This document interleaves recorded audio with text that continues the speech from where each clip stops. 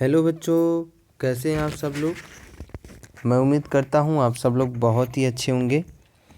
प्यारे बच्चों, एक बार फिर से स्वागत है आप सभी का आपके अपने YouTube channel the study centre में। प्यारे बच्चों, आज की इस क्लास में हम लोग कक्षा 6 संस्कृत रुचिरा भाग 1 की जो पाठ्य पुस्तक है, इस पाठ्य पुस्तक का जो छठा चैप्टर है जिसका नाम है समुद्र तट है, इस चैप्टर के जितने भी महत्वपूर्ण शब्दार्थ हैं उनके बारे में आज की इस क्लास में हम लोग बात करने वाले हैं। तो आज की ये क्लास आप सभी के लिए बहुत ही महत्वपूर्ण है, तो आप सभी लोग क्लास में बने रहिएगा।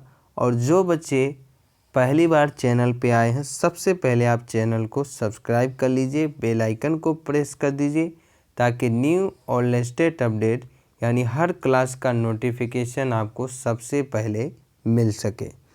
तो चलिए बात करते हैं षष्ठ पाठ है समुद्र तट के महत्वपूर्ण शब्दार्थों के बारे में। प्यारे बच्चों, शब्दार्थ को पढ़ना या इनको जानना या इनको याद करना ज़रूरी क्यों होता है? क्योंकि आपको संस्कृत से हिंदी अनुवाद करना होता है। तो जब आप संस्कृत से हिंदी अनुवाद करते हैं तो आपको बहुत सारी दिक्कतों का सामना करना पड़ता है। तो इन दिक्कतों का सामना ना करना पड़े, आप संस्कृत से बड़े आसानी पूर्वक हिंदी में अनुवाद कर सके, इसके लिए आपको शब्दार्थों को याद करना ज़रूरी होता है, किस शब्द का क्या अर्थ है। ठीक है, तो इसलिए हम लोग इस चैप्टर के सभी महत्वपूर्ण शब्दार्थों के बारे में बात करेंगे। जैसे सबसे पहले अगर बात किया जाए समुद्र तट है, जो कि हमारे चैप्टर का भी नाम है, इसका क्या अर्थ होता है या इसका क्या मतलब होता है? तो प्यारे बच्चों, समुद्र तट का मतलब होता है समुद्र का किनारा। क्या होता है? समुद्र का किनारा। समुद्र मतलब समुद्र हो गया और तट का मतलब होता है किनारा, तो समुद्र का किनारा। अगर इस मीनिंग को अंग्रेजी में बात किया जाए तो अंग्रेजी में इसे सी बीच कहेंगे, क्योंकि बीच मीन्स होता है समुद्र। अगला है पर्यटनाएँ।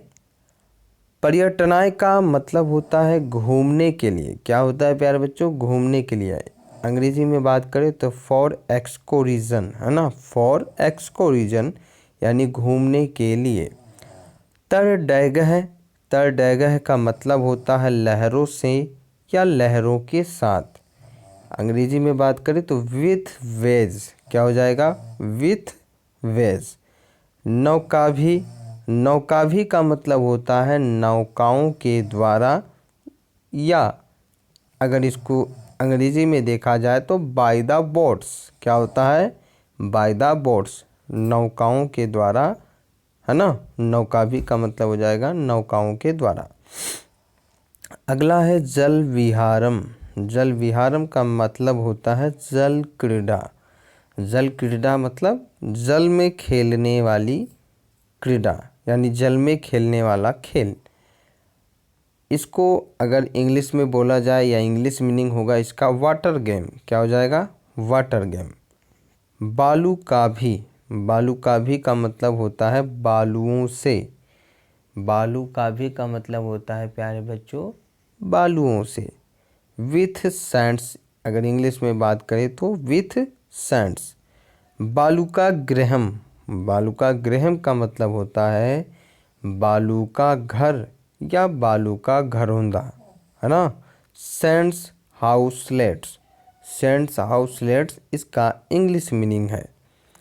फिर है मध्य मध्य। मध्य मध्य का मतलब होता है बीच बीच में, एट सम इंटरवल। बीच बीच में, इसका अगर इंग्लिश मीनिंग देखा जाए तो एट सम इंटरवल। ठीक है, चलिए और बात करते हैं। आगे है प्रवाहयंती। प्रवाहयंती का मतलब हो गया धो या फिर बहा देते हैं, यानी वॉश आउट। प्रचलित आयो, प्रचलित का मतलब होता है चलती ही रहती है। प्रचलित का मतलब चलती ही रहती है, यानी कीप्स गोइंग ऑन, यानी चलती ही रहती है। पर्यटन स्थानानी का मतलब होता है घूमने की जगह, है ना। पर्यटन स्थानानी का मतलब होता है ऐसी जगह जहाँ घूम सकते हैं, जहाँ पे पर्यटन का स्थान हो। इसे हम लोग इंग्लिश में टूरिस्ट स्पॉट्स भी कह सकते हैं। और मत्स्यजीविन है या मत्स्यजीविनी है ना। जीविनी इसका अर्थ होता है मछुआरे। मत्स्यजीविनी का मीनिंग होता है मछुआरे। मछुआरे को अंग्रेजी में फिशमैन भी कहा जाता है, फिशेसमैन है ना, फिशमैन। स्वजीविकाम, स्वजीविकाम का मतलब होता है अपनी जीविका को। स्वजीविकाम का मतलब अपनी जीविका को। लिवलीहुड यानी अपनी जीविका को, लाइवलीहुड। चालयंती का मतलब होता है चलाते हैं। अगर इंग्लिश में बात किया जाए तो कैश यूजिंग टू मूव यानी चलाते हैं। अतीव का मतलब होता है बहुत अधिक। एक्सकेसिव है ना, एक्सकेसिव यानी बहुत अधिक। स्वैरम का मतलब होता है बेरोक टोक। As one pleases, as one pleases का मतलब होता है बेरेक टोक। बात करें आगे के शब्दार्थों के बारे में तो आगे शब्दार्थ जो है वो है विहरंती। विहरंती का मतलब होता है घूमते टहलते हैं। विहरंती का मतलब क्या होता है बच्चों? घूमते हैं टहलते हैं। एज वन प्लीज है ना।